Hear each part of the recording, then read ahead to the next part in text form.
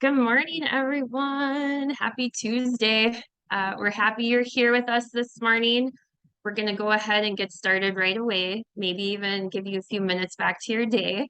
We're a small group this morning, which is great. Some folks might be still popping on, but it just means that this road trip it is going to be in a compact car instead of a bus, right? And that's okay. So with that, I encourage you to roll the windows down. In other words, if you can, leave your camera on if you're able, and you can sing along to the radio. I was all about putting this in the concept of a road trip this morning. But singing along to the music just means joining in the conversation.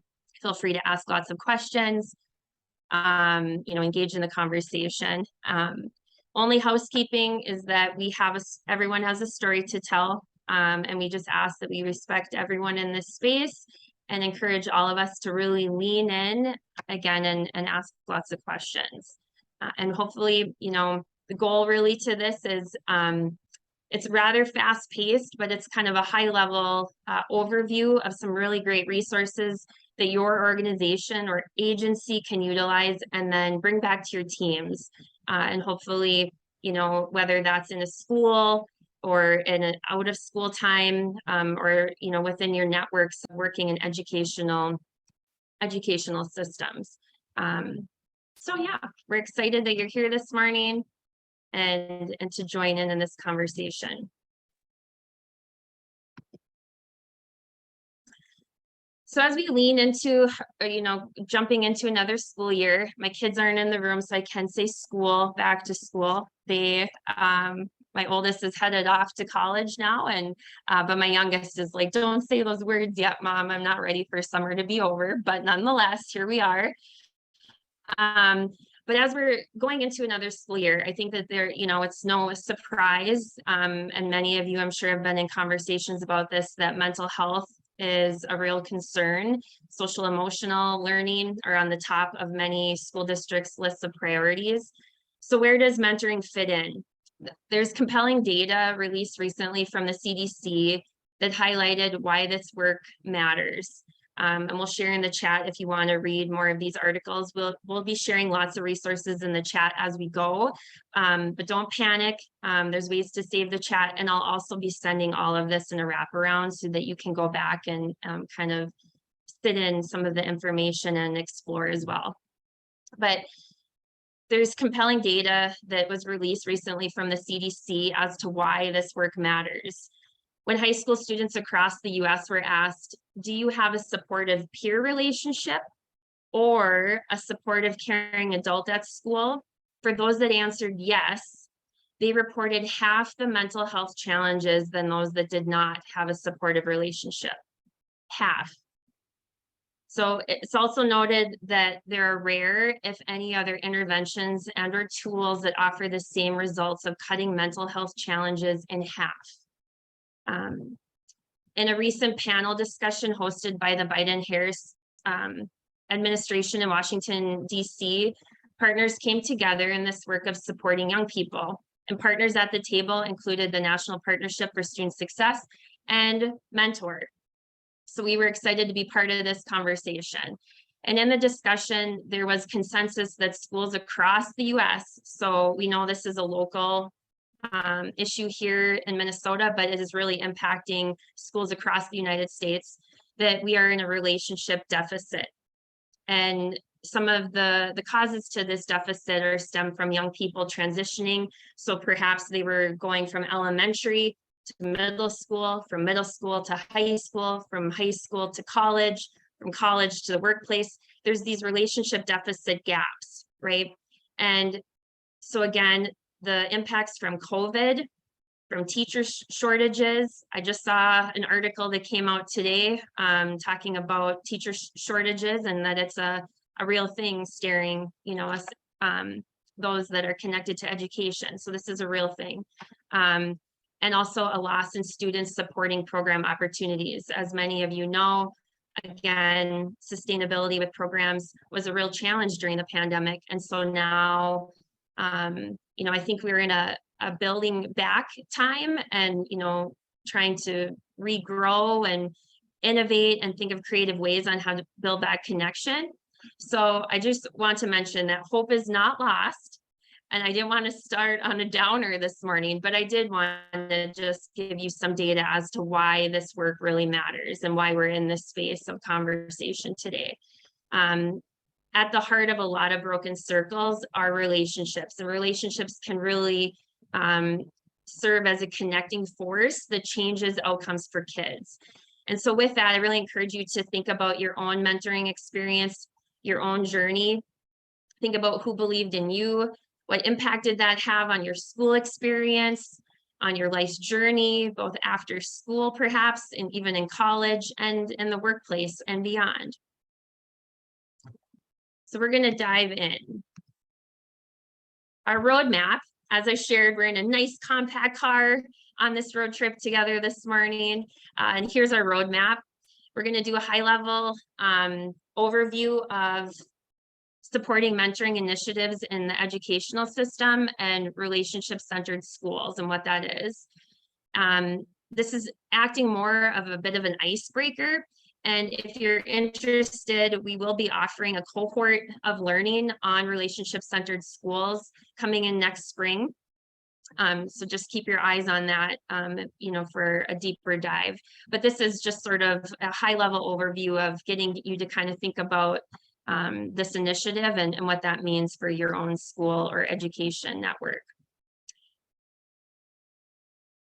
So it's always good to start from a good place, and that's with some introductions.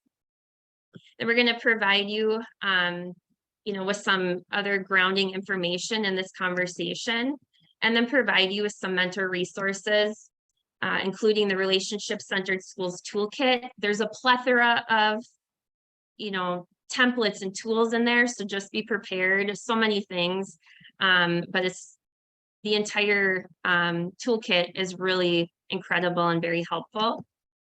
And then we're going to just pull from that toolkit some key concepts and some important considerations for you to kind of start these conversations, maybe with your school board or with your school administrators or your program stakeholders, so that you feel equipped to talk about why this work matters. And then some space for some questions and conversation connection. So with that, I'm Emily Garai, she, her. I'm the program director here at Mentor Minnesota. I come with an education background. I worked most recently with middle school kids, whom I love that age, possibly one of my favorite population to work with. And I know and seen firsthand how much relationships matter, especially in those years of transition for young people. It's really a game changer. And again, I know we're biased, but if there's anything that you walk away with, it's really just, I hope it's, planting that seed of knowing how important those relationships are. And with that, I'm going to hand it over to my teammates who were able to join us this morning. So with that, I'll hand it over to either of you. Hello, everyone. I'm Allie Ervig, she, her, and I'm the Marketing and Development Manager at Mentor Minnesota. Sarah can take it over. And hi, everybody. I'm Sarah Schaefer, she, her. I'm the Executive Director at Mentor Minnesota. I used to be a special education teacher and actually got into mentoring because I wanted to have the opportunity to create more relationships with students that was more supportive of their overall well-being. And so I'm really excited about this work because it merges all of my interests, but I also think it makes a really deep impact because I have seen it and also experienced it as a student myself. So Emily, thanks for hosting this great conversation and excited to keep learning more. Awesome. Thanks, Sarah. Appreciate it. I'll just kind of mention a couple of things about Mentor Minnesota if you're new to this space. So as we've been sharing research and data, when I was talking about the CDC research that came out, you've already noticed that everything we do is based on using evidence-based best practices. We believe in empirical research as our guide, really, in providing support and resources to programs. Mentor Minnesota's vision, really our dream, if you will, is that all youth have agency and power at home, at school, in their community, and out in the workplace. And really, in this space, that means that we want to support you, the adults, as you're connecting with these young people, and ensuring that, you know, we're all cheering them on and we're in their corner. So we're going to take a really quick minute. It's a super short video to kind of reflect on the importance of having someone in your corner, cheering us on, as I mentioned. And, you know, I think there's so much power in storytelling. You'll hear me say that kind of throughout this morning. And so we're going to hear a quick story.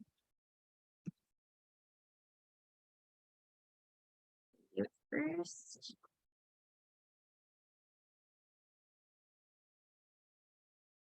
Hey y'all, so my first year of high school, ninth grade, I was not exactly cool. I didn't really fit in. And one of the only safe places to hide from the bullies during lunch period was the choir room because show choir met during lunch period. So I was in the back row, just trying to blend in, singing along, yes, but not trying to be anybody.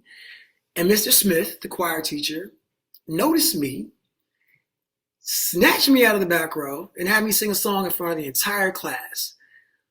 And that led to me singing a song in front of the entire school on stage under lights. And I have been chasing those lights ever since. Because Mr. Smith saw something in me and nurtured that thing, I am the ham you see today. I love that. I am the ham. Owning it, right? And how brave. I was often told by students, Miss G, don't sing. So I'm not gonna, even though I said that this fun road trip this morning, feel free to sing along. I will not be singing.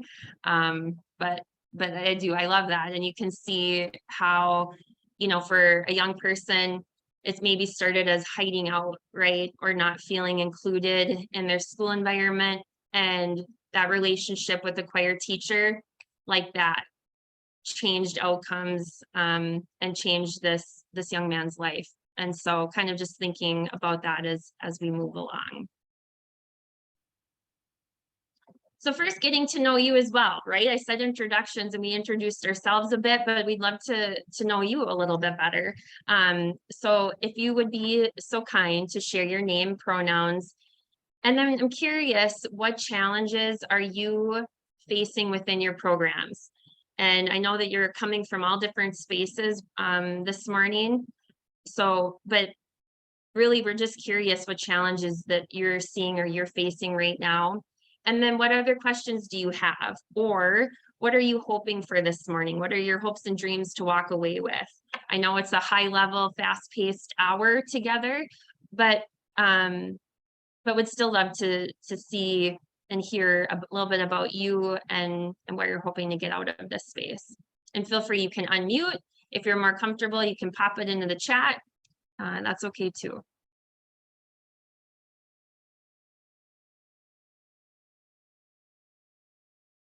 I'm happy to see all of you.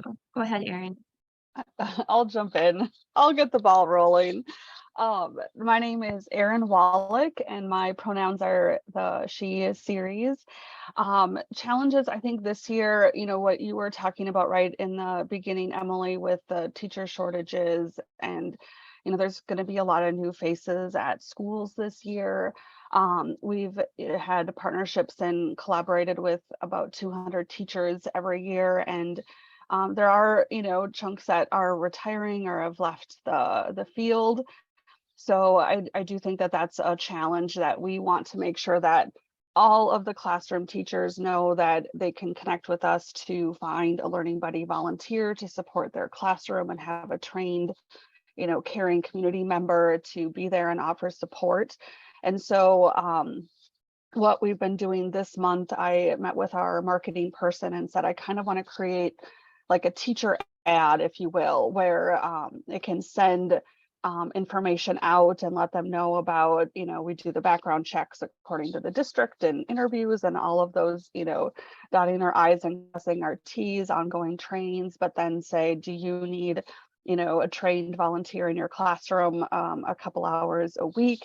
And if you do, please connect with us. And so almost trying to, so weird to kind of go back into the marketing of things and education, but for new teachers, I want them to know that they have resources. So we can send those to the educators we partner with, all of our principals, and then say, please feel free to share this if there's someone that might want extra support, just to spread that word. And I think the questions I have are more of just, how to make the start of this school year go as smoothly as possible, and be as invigorating and energizing. The last couple of years have certainly been tricky for everybody. So just being able to, have someone bounce ideas off or hear what their challenges are, and then learn from that. I'm here to learn today, and looking forward to that. So those are my 2 cents. Perfect. Thanks, Erin. And I see in the chat, Maddie shared, partnering, right, and working alongside teachers, and how can we best support them, and communicate how our program aligns with standards that they're already working towards, right? Because I know as we start a school year, and even with the teacher shortage, I think it's one of those things that we don't want to pile more on. Rather, looking at this work as how can we support what's in place, right? And so we'll kind of be talking about that, what you can do individually, what you can do as a team, what you could even do as a school district. We'll kind of break those down here shortly. Does anyone else want to share? Otherwise, just keep popping, your introduction into the chat. I can go, Emily. Okay, perfect. Thanks, Holly. Yeah, I'm Holly Walters. I'm the Director of Family and Community Engagement at Ramsey County Children's Mental Health Collaborative. I'm here for a few reasons, I guess. So historically, the collaborative has worked with children, but through the lens of the parents and the caregivers. However, we've been changing that the last year, especially with the pandemic and everything. So it's been a few years since I've worked with kids due to past jobs that I've held. So just wanting to get back into attending trainings and connecting with other providers in the community that work more directly with kids than I have in the last few years and everything. So that's one reason. But also one of the things that our collaborative does, in addition to the Suburban Ramsey Family Collaborative, is that we provide funding for school-linked mental health services. And one of the challenges that we've been running into for the 2022 to 2023 academic year is not being able to find mental health agencies in the community that have capacity to provide schooling mental health services. So we've been hitting that barrier.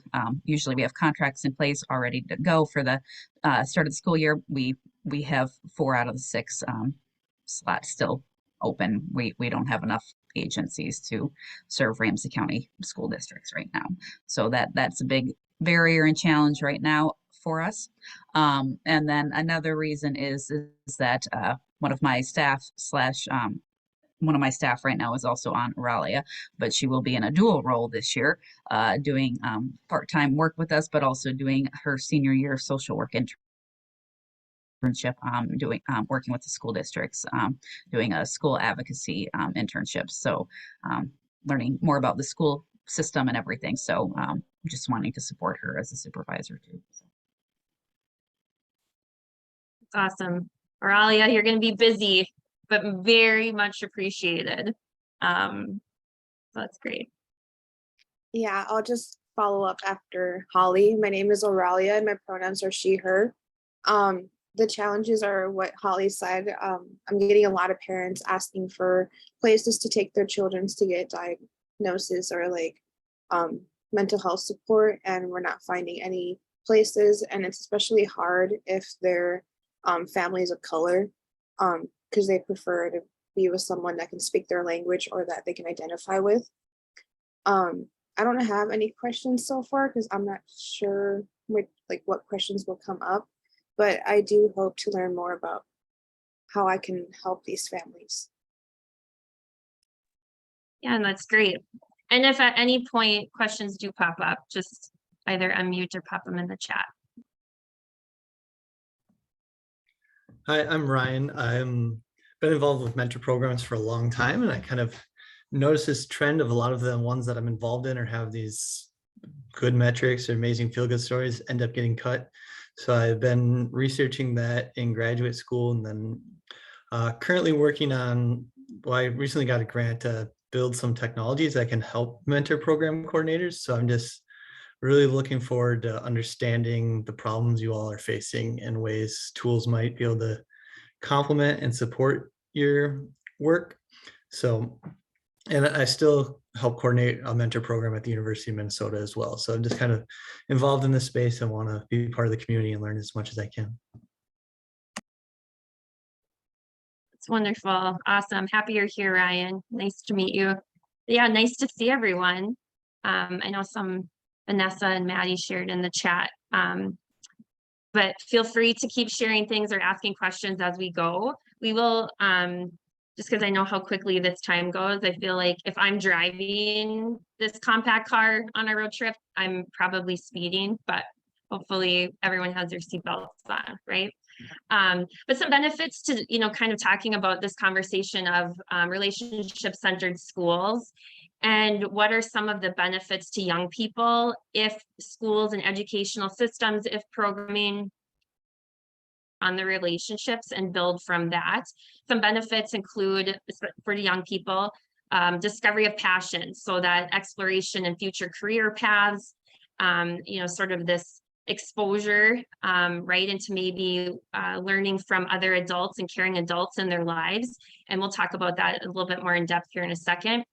There's also increased access to professional networks, so internships and future jobs. I know even here on our team, Allie started out as a Vista, and then I would like to think that it helped being, really relationship based, that we were able to keep her and add her to our team. So that increased access, right, to opportunities. There's also the benefit of connections, and if that's to advisors, coaches, mentors. There's improved engagement. So with increased engagement comes better grades, better academic performance, right? Better attendance and overall well-being. And again, when we're talking about social, emotional, and mental health challenges, I think knowing that we can improve engagement, we maybe can't fix and solve everything, but we can help support. And then also greater self-confidence and expanded sense of future possibilities, maybe planting that seed of dreaming again, right? Or kind of creating a spark and showing that hope is not lost, because I do think that after the pandemic, kind of that sense of helplessness is something that young people were faced with. So what is a relationship-centered school? In short, it's a foundation built within educational systems and programming that ensures that all students experience higher quality, intentional, critically conscious, culturally responsive, healing-informed relationships. And we're going to break that down a little further, but that's really the foundation of this morning's conversation and content, right? It's really understanding the intersectionality of a young person. They come to us from lots of different places with lots of different knowledge, and really seeing that young person very holistically and how we can support in lots of different ways.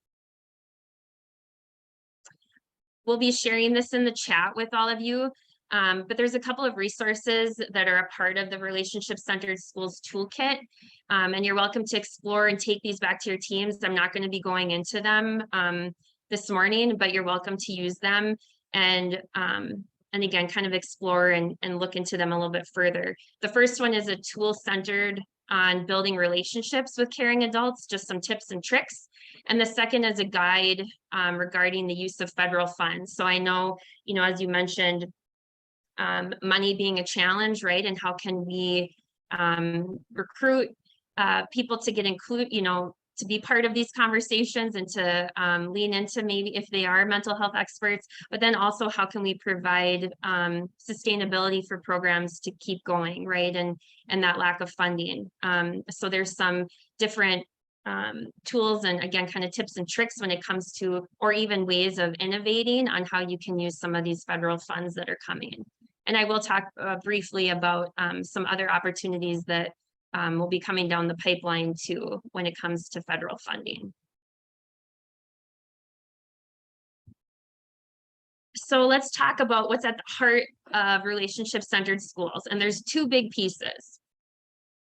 The first big piece is really the mentoring mindset. And for any of you that have come to our events or visit with us, we talk about the mentoring mindset all the time. And that's because it's powerful, right? And there are 4 cornerstones to a mentoring mindset. The first is it's developmental.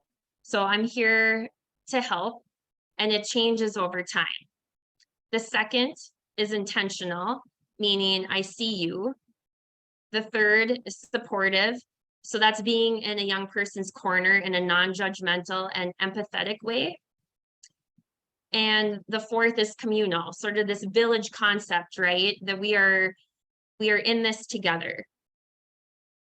And that's sort of in a nutshell. But with that, I want to kind of explore each of these a little bit further. And so we're going to talk about the four different pieces, and the first being developmental. So again, it changes and grows over time. So for, things that you can say is I'm here to help, right? So things that you can do, in a practical way and a meaningful way, but you can practice goal setting. You can view the young person as strength-based, right? So maybe, uplifting a talent or an interest that you have noticed in a young person. Maybe they like to talk a lot. So you could encourage them to maybe be part of a speech or debate club. And then also providing opportunities to learn, to lead, and grow. So you can kind of celebrating growth and accomplishments and meeting goals with a young person. So sort of a mantra for the developmental piece of the mentoring mindset would be I'll practice strength-based approaches that both challenge and support you and your growth for the young person, right? And contributing to goals that are meaningful to you. I'll even use my daughter as an example. She's a bit of a rebel when it comes to personality tendencies. This is really important for her, is to be challenged. So if you see, if there's something that I've noticed in her, it's to challenge her to maybe take an art class or to do something that she wouldn't otherwise maybe necessarily think to do. But again, saying you're here to help and to set goals, but then to also encourage and challenge them along the way. Intentional. So I see you, you matter, right? That seems something, that would be really obvious, or, and I think sometimes we get caught up in this mentality, like, they know they matter. They know that I see them. I say hi to them every day. But maybe taking that, one step further, and with your hello, maybe it's something that you notice, or that you can add just one little extra thing to let them know that they matter, that they have value, that they're welcome in the space of whether that's a program, whether that's into the school. And again, making sure that we're sending the message that I see you. So what can you do? You can prioritize the youth's needs, right?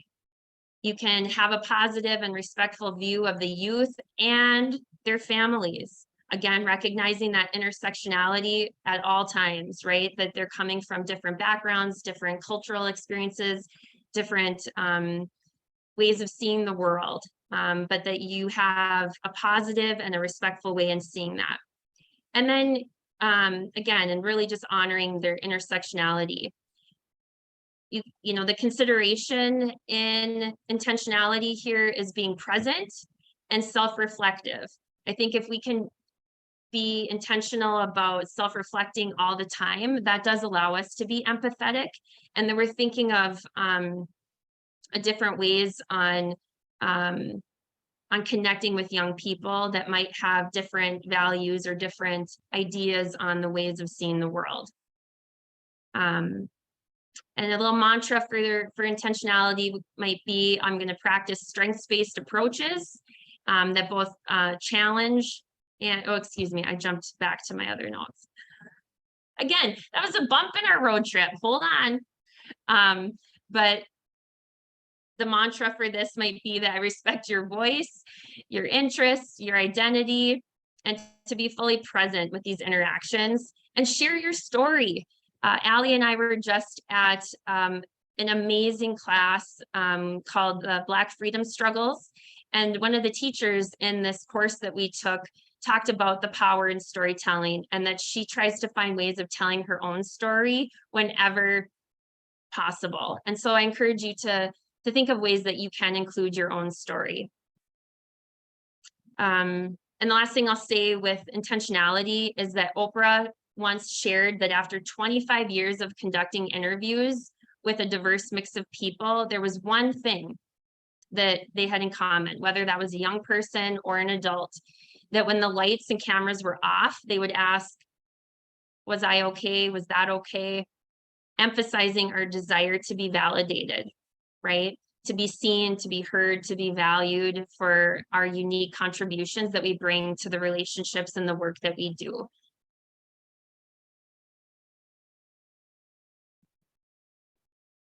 Supportive.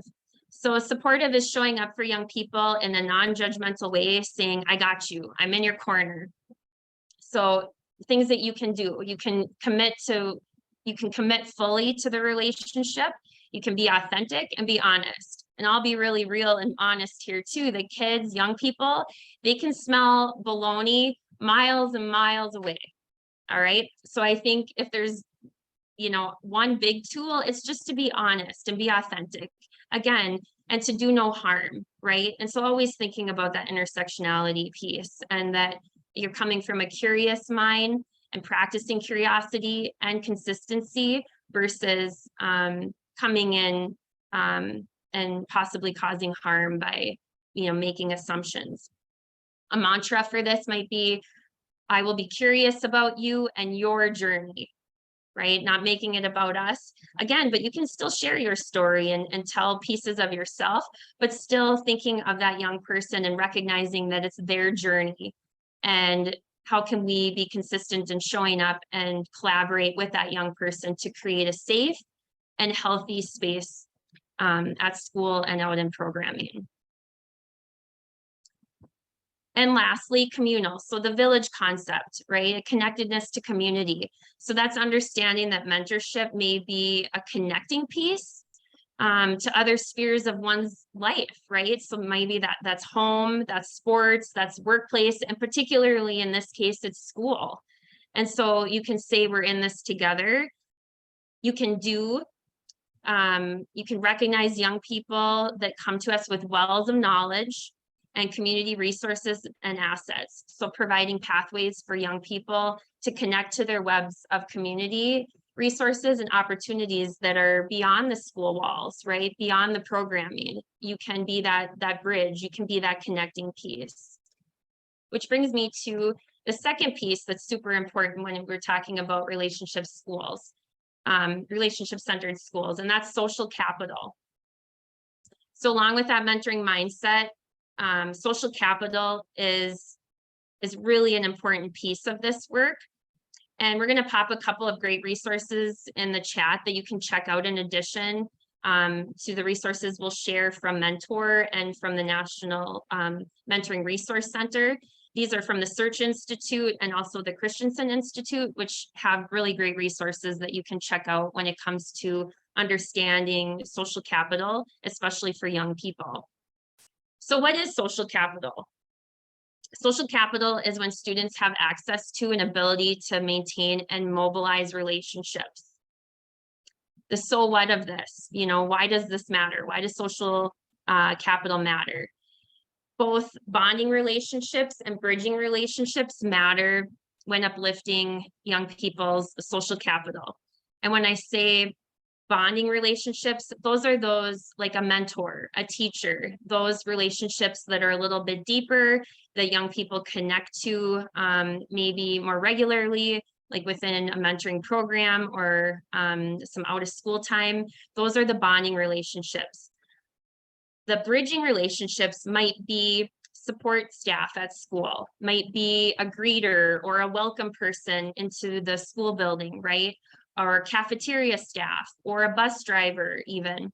Those are the bridging relationships, and they too also matter as they uplift young people's social capital. And they do this through connection. They do this through support. They do this through information, resources, and access, right? And again, and even if you think of like the cafeteria staff, young people are coming through there, but cafeteria staff can be equipped with ways of connecting with young people, even if it's just letting them know that they're seen and that they're happy that they're there. And maybe it's one little piece that they notice about that young person, like, you know, they're making good food choices and, you know, or whatever it might be, or they're being a good friend by helping, you know, their peer that's next to them that might be struggling with something. So even those bridging relationships really do have value and increase a young person's social capital. And so kind of the now what? So we know that mentoring mindset and social capital are foundational in relationship-centered schools. But what are the next steps, right? And I think, as you know, Erin mentioned, it's kind of like, how do you make the start of the year go smoothly, right? And how do you, now that you have some tools and templates, how can you actually implement it? And that's in recognizing that youth need a network of adults and peers. So even being in this space today, you're in the right direction, right? A step closer. And also recognize that it's not up to a mentor to be a superhero and to be everything for that young person, but we can be a part of that young person's journey, a part of their social capital. And the goal really being is that we want to build out that young person's web of support. And so again, mentoring can play a crucial role within buildings. And so I encourage you to think about your programming a little bit, whether you have a one-to-one, you know, so that young person is meeting with an adult, you know, ideally 8 times a month within a program, or maybe if, you know, you have a peer-to-peer or a peer-to-near-peer model, group, or even online programming. How can we think differently about building out that web of support, building out that social capital for those young people? And I think, you know, kind of thinking differently about how programming might be set up. And again, if you're short on staff, maybe it might be beneficial to shift to a group model for a mentoring, you know, programming. Or if you do have a larger capacity, perhaps you can, you know, switch to a one-to-one model, but kind of thinking differently on how your model is and different ways that you can innovate and maybe change things up a bit, and just thinking differently, but always centering on that mentoring mindset. And again, building out that web of social capital. And so what this might look like, right? So you have your student here in the center, right? Thinking of, this is about them and, you know, the student's identity, the student's, oh, I have a typo there. But the student's goals, the student's strengths, the student's interests, and also the students' relationships, right? So they're going to look differently for young people. And a way that you can connect with these young people and kind of practicing this is that, you know, looking at maybe a program that they're connected to and going through this exercise with them. So who can help out in the community, right? Well, they're part of a,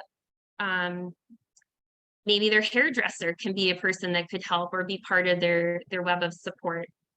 Who can help you in the learning environment? So maybe within the school, maybe that's a tutor or a support staff person, or an academic liaison person. I know AmeriCorps does an amazing job of like reading and math buddies and those different tutor experiences, but kind of pointing that out to young people that they're here for you too, right? Networking. So who could help in the networking space? Perhaps they have a visiting admissions officer that comes to the school to talk about possible going, you know, into college or other career opportunities. And then if they're part of any groups, so who can help you within those groups. So maybe it's a robotics team partner. I know there was an amazing event at the Mall of America this last weekend, the STEAM event. And so robotics was on my mind, but I know that for even those young people too, it's kind of leaning into not only do you have maybe this program person that's there for you, but even your team, right? Your team partners, and kind of just allowing young people to start to see their web of support. And so we can, and in doing that, it's sort of like wrapping your arms around them to know that, you know, they have all of these people in their corner there to support them, and that it's, you know, not just their mentor or not just their teacher, but that it's there's all kinds of different people within the network. So I'm curious, and you can just share in the chat or you can unmute, but that was a lot of information. I know, again, I was speeding through, but wanted you to kind of see those two big pieces of what relationship-centered schools is founded, or what the foundation is. But I wanted, you know, I'm curious of some tangible ways that we can leverage the mentoring mindset and thinking about social capital that youth already have, and help expand and develop that social capital. So what are some ways that we can do that? Individually, as a team, maybe as a school district or network?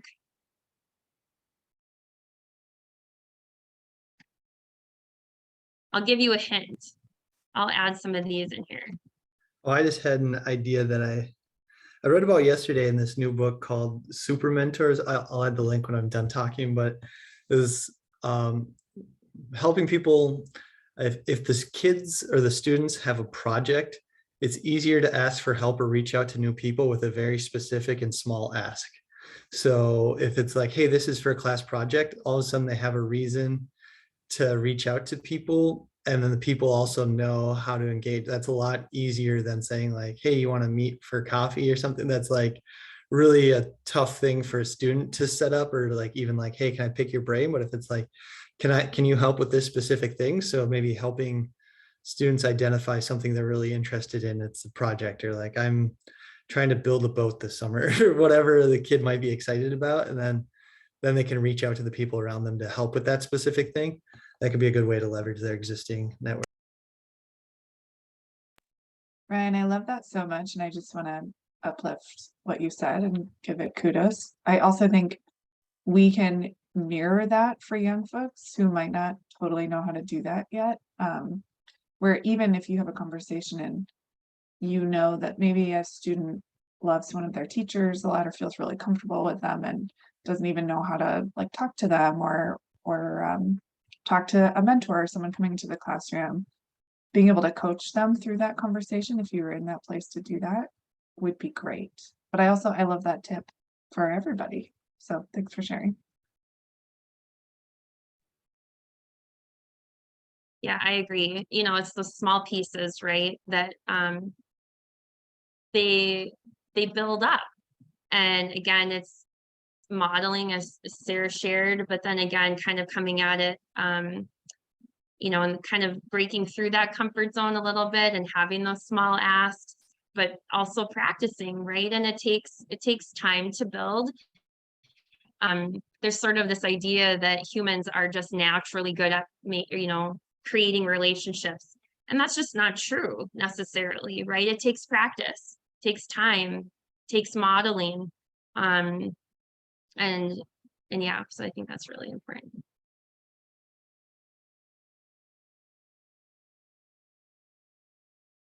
I think, you know, there's a few different ways that we can kind of think on, you know, how you can take this information and kind of back to your networks too, and how you can really build out the mentoring mindset and build out social capital. And that's assess your connections. So who do you know? So as individuals here, sitting here, right, we can already start brainstorming and practicing ourselves, like, who do we know? Who's in our relationship inventory, right? And then bring that practice to our school team or program team. right? And then you could maybe facilitate a relationship mapping activity with all the school staff. Doesn't cost anything, right? Just a little time, maybe a little elbow grease. And if you're going to do that virtually, or if you're going to, you know, print it out or whatever you're going to do for that data collection, but, you know, that we can facilitate a relationship mapping activity for the school staff. I know I've experienced that in my own work prior to this, that we did do that in a middle school, and it was eye-opening. Because again, I think there's kind of this assumption that all the kids have someone to go to, but that's not necessarily the case. And maybe even they don't feel like it. There are people that they can go to, but they might just need someone to shine a light on it and say, here are people within your network, right?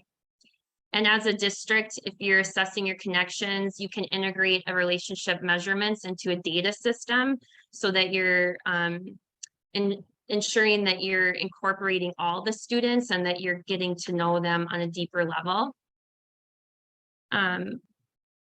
Another way too, and feel free to like unmute too if you have some ideas that pop up on ways that we can expand and develop this out. But the focus on relationship depth, right? So individuals can coach in questions. So fostering curiosity, and again, sharing your story. I know for me, when I was working with young people and sort of a informal group mentor, when I was working with several middle schoolers, I kept my pair of moccasins on my desk, and it was to remind, and I know I've told this story before, but it was to remind myself to walk softly. The young people were going to come to me and wanted to make sure that I was doing no harm. And moccasins are a soft-soled shoe, so really it's to, you know, I liked that visual of walking softly. But it was a piece of that was also me telling my story. It, you know, led to curiosity from the young people to ask me questions, and then I could share a little bit about myself, and often then they would share a little about themselves, right? And in doing that, you're developing a relationship, you're developing trust, you're developing a rapport with them that can really be something it's really powerful.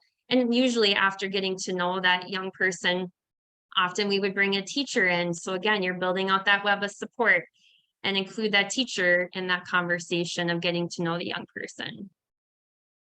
And again, as a school team, when you want to think about relationship depth, you could lead a web of support activity.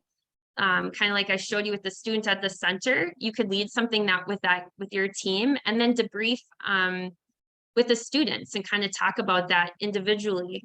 And I say maybe individually too, because you do have to recognize that young people may struggle with this activity at first too, right? And maybe not always see all those of their web of supports. You kind of want to do it cautiously, but again, it's a way that you could take a tool and again, be able to build out that web of support. And as a school district, providing access to trainings, whether that's trainings on mentorship, mentoring initiatives, or developmental relationships, you know, being part of these conversations allows us to not only engage in good conversation and learning. I know I'm a lifelong learner. I'm always learning.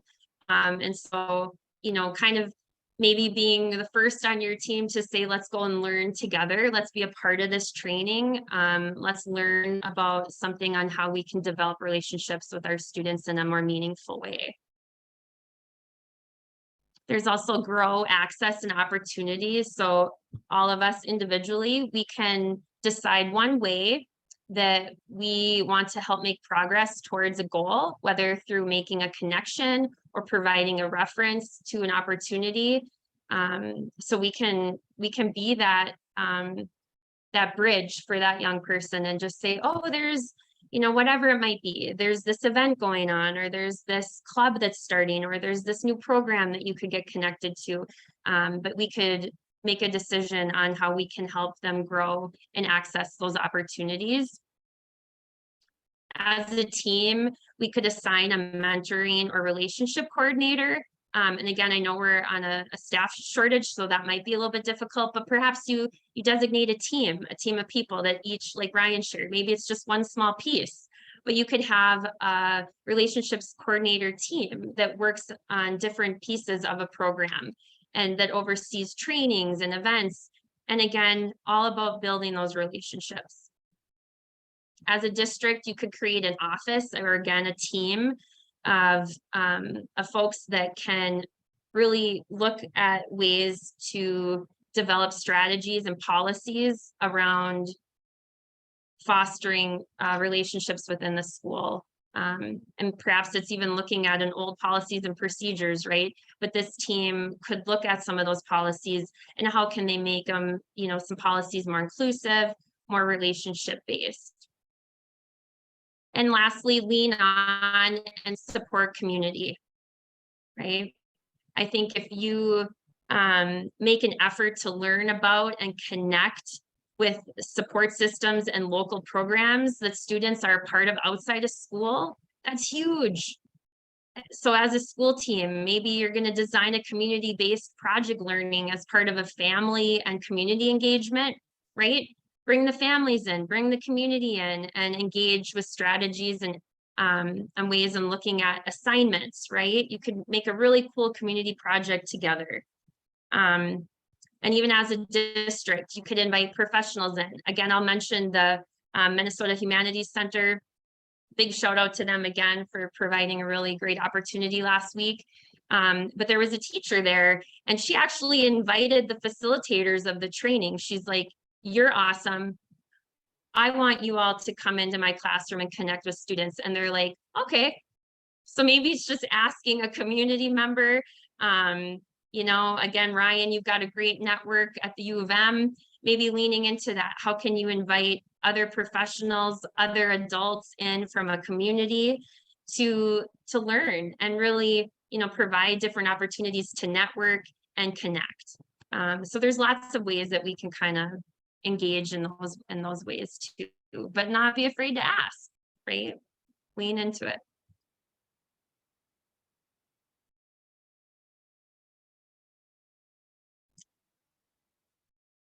I know we only have a few minutes left, but again, I love storytelling. And here's another quick story. And then we have a couple more things to share with you. And then our road trip will already be pulling into the pit stop, I guess. But here's another really great story. And, you know, again, hoping that we planted a little bit of a seed on how programming and education specifically can be a relationship-centered school, because now more than ever, this work it's important. And I think without it, yeah, it would be a bummer.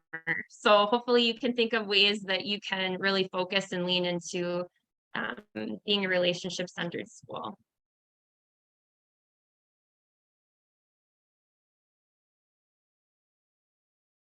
I have been very, very lucky to have had so many people in my life that I could consider a mentor and who have taught me how to be strong and to bushwhack through all the hard crap in life.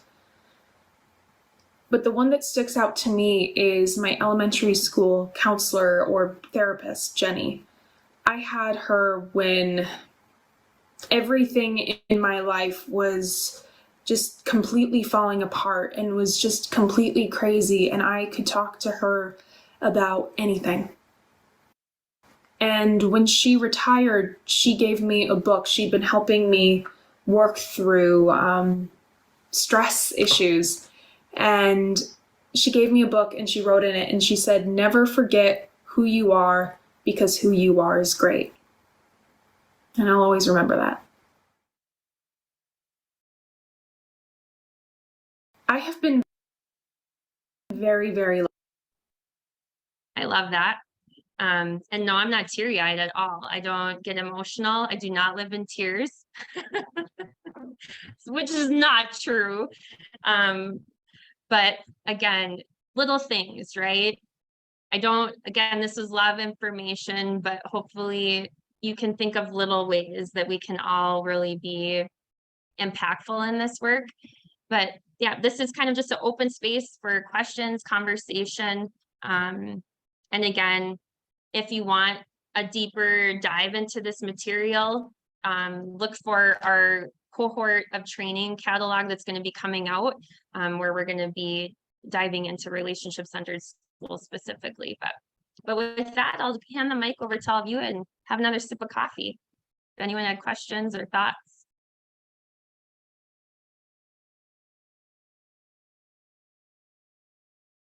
Or maybe you're still recovering from a couple bumps in our road.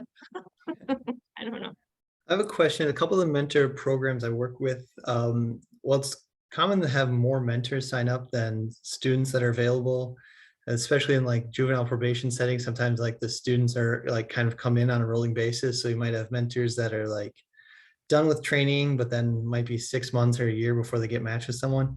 And I've also had the problem, a lot of programs that want to match based on gender, and we have more women signing up than men, but we need more men mentors. So I was just curious if anyone has creative ideas of kind of keeping these people, mentors in waiting, engaged, then also any of the latest research on gender matching or just what people are doing, or if it's still common practice to just really prioritize matching same genders.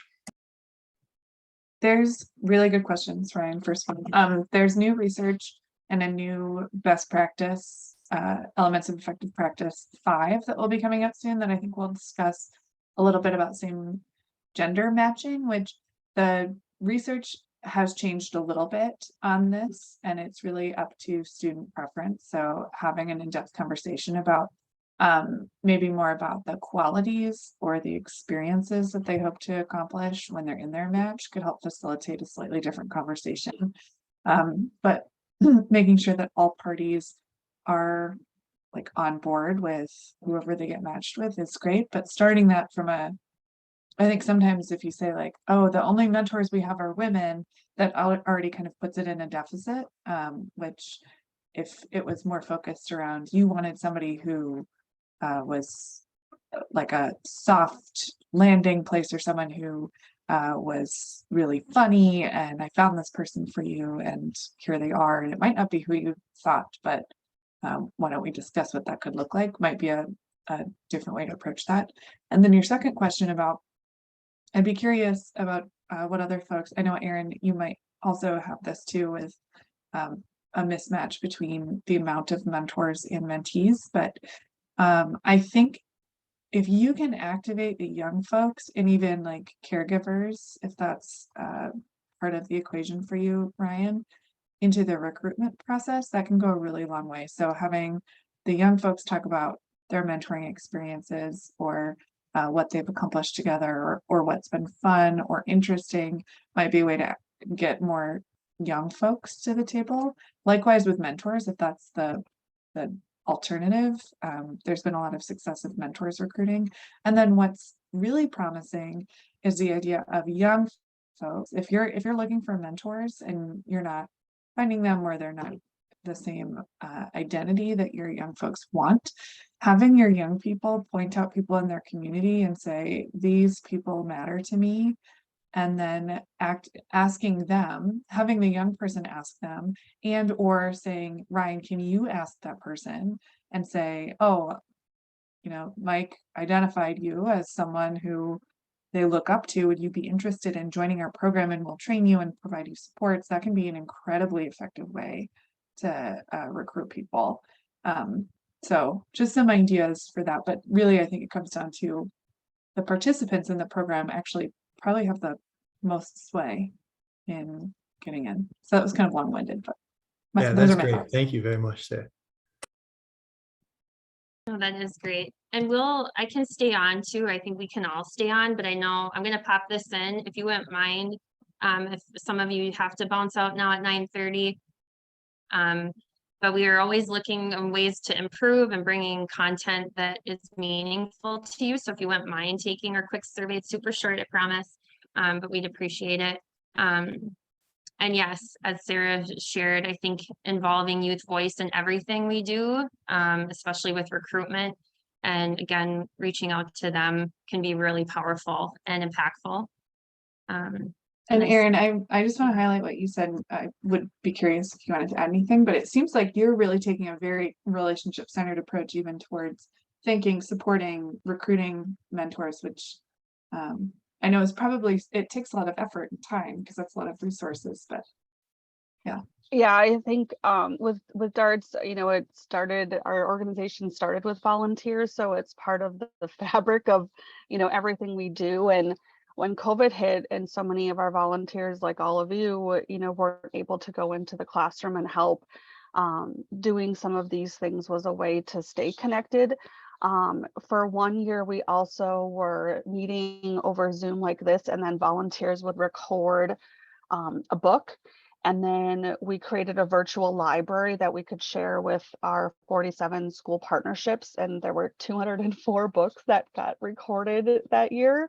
And so that's something now we can continue to share, do top 10, lists of books, and then they have the links. So, the volunteers could still feel like they were helping and doing it in a safe way with COVID. So, we're always constantly thinking outside the box and trying to be as flexible as we can.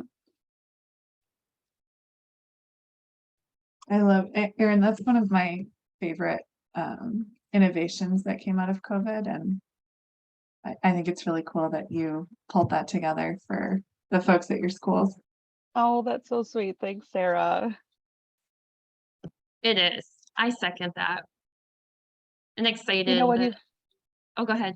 Well, and having just these little moments to have the volunteers, meet, you chat before and then they'd record the book and then you chat after. And I felt like I was closer to them in that way because I'm not seeing them, every week in the schools like the teachers are. And so that was kind of a really unique way to just hear how they were. And, someone was like, this is a lifeline. This is, and it just was so important for them because they were so isolated.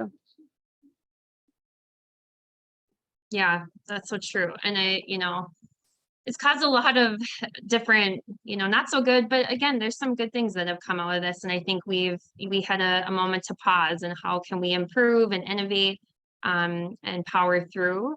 So yeah, I appreciate you sharing, Erin, and your different ideas and experience, and Ryan as well.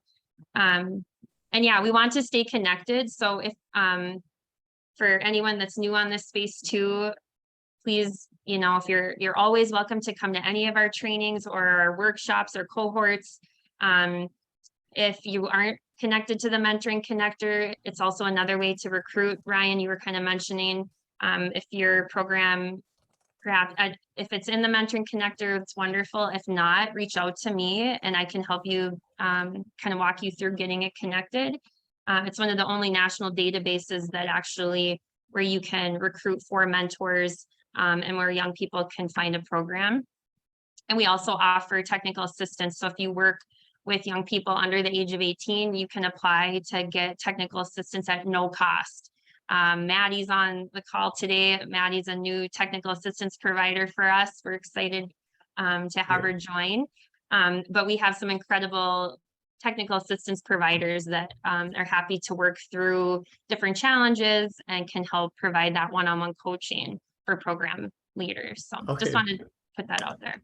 That would be great. Thank you. And then is the mentoring or Mentor MN organization, is it specifically focused on youth mentor programs, so not higher ed?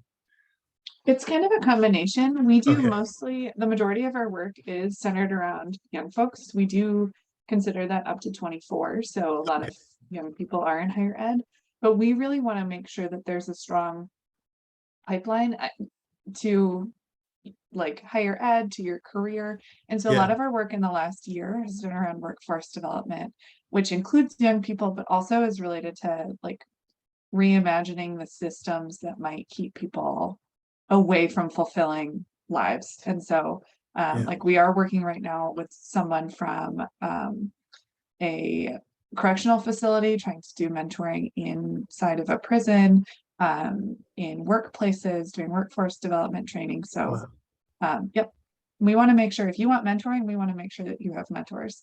It's really kind of where we're at. Awesome. That's so great. Absolutely. We're happy you're here. I know it's early, so we're always happy to Yeah, see. it's great. Yeah. I went to one of these like probably, I don't know, like 5 years ago when I started mentoring for Hennepin County Juvenile Justice Program. So I like Yeah. knew they existed, and then I was like trying to dive back in more fully now that I'm on the other side of grad school. So Well, Ryan, we should definitely stay connected. So yeah, maybe we we'll could do. grab a coffee and talk about your work. Yes, that sounds good. So I'll reach out via LinkedIn is kind of where I keep track of. That's where my network lives if I'm mapping it out. Awesome. Less Yeah. distracting than some of the other social media places, even though it has its own flaws. That is true. I mean, you can find all of us on there, and Mentor Minnesota is on there as well. So yeah, definitely stay connected. We want to support you ways big and small. So I think yeah, just happy you're all here. And then you Yes. stay on a little bit extra so we can visit. Yeah, this is good. All right, And thanks. yeah, I did Thanks share. for driving, Emily. Yes. Yeah, you're welcome. You know, I could have been, I did just recently drive to Colorado and back, really on my own. So I think I could have been maybe a truck driver. So even though this was a compact car, hopefully Yeah. it wasn't too bumpy.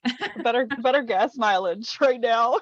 Yes. Heck yeah, gotta have good gas mileage these I'm days. gonna head out. Good meeting you all. Okay, good Yeah, to see you. bye everybody. Bye.